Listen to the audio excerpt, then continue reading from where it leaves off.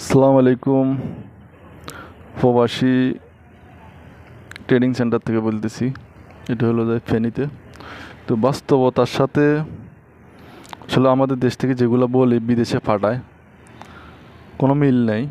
তবে যেসব মিটিং করে এগুলো বাস্তব, এগুলো মানি চললে বিদেশে হয়তো ভালো কিছু করার সম্ভাবনা বেশি থাকে। যখন একটা প্রবাসী, আমি এটাই বলতে চাই, বিদেশে যাই কোনো একটা কেসে ফাঁসি যায় বা কপিলের সাথে কোনো গ্যাঞ্জাম হয়ে যায়, কোম্পানি হয়তো তাকে রুমে রাইখা হয়তো 600-700 লোক রাইখা চলে গেছে গা। যখন কোনো প্রবাসী বিপদের সম্মুখীন হয় তখন আর কোনো লোক তার সাথে থাকে না। এটাই আমার বলা, যাতে সরকার যেরকম আমাদেরকে বলতেছে যে বিদেশ থেকে রেমিটেন্স পাঠাও, যখন একটা প্রবাসী বিপদে পড়ে তখন তার পাশে দাঁড়ানো অত্যন্ত জরুরি। আমি চাই তার পাশে দাঁড়াক। তো আমার কথাটা এইটা। হ্যাঁ, বাংলাদেশের জন্য আমরা বিদেশে যাইতেছি, আমরা প্রবাসী হইতেছি, এবার রেমিটেন্স পাঠাবো ইনশাল্লাহ।